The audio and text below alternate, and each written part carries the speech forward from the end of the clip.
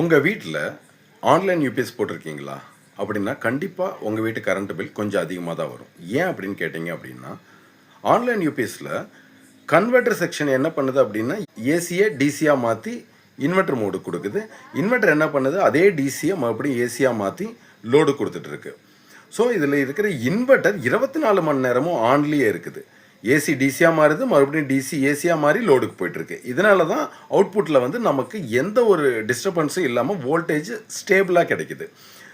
இப்படி இருக்கும் பொழுது இந்த இன்வெர்டர் மோடு 24 மணி நேரம் ஆனில் இருக்கும்போது இதில் வந்து ஒரு வெப்பம் உருவாகிட்டே இருக்கும்.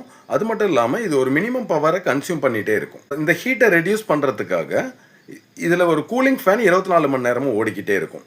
ஸோ இதில் இருக்கிற இன்வெர்டர் மோடு 24 மணி நேரமும் ஆன்லேயே இருந்து லோடுக்கு சப்ளை கொடுக்கறனால இதை வந்து ஆன்லைன் யூபிஎஸ் அப்படின்னு சொல்கிறோம். இது 24 மணி நேரமும் ஆன்லேயே இருக்கிறனால இது ஒரு மினிமம் பவரை கன்சியூம் பண்ணிகிட்டே இருக்கும். லோடு இருந்தாலும் இல்லைனாலும் இந்த இன்வெர்டர் ஒரு மினிமம் பவரை கன்சியூம் பண்ணிகிட்டே தான் இருக்கும். அப்போ கண்டிப்பாக உங்கள் வீட்டு கரண்ட் பில் கொஞ்சம் அதிகமாக தான் வரும். நான் உங்கள் மின்சார மணி தான்.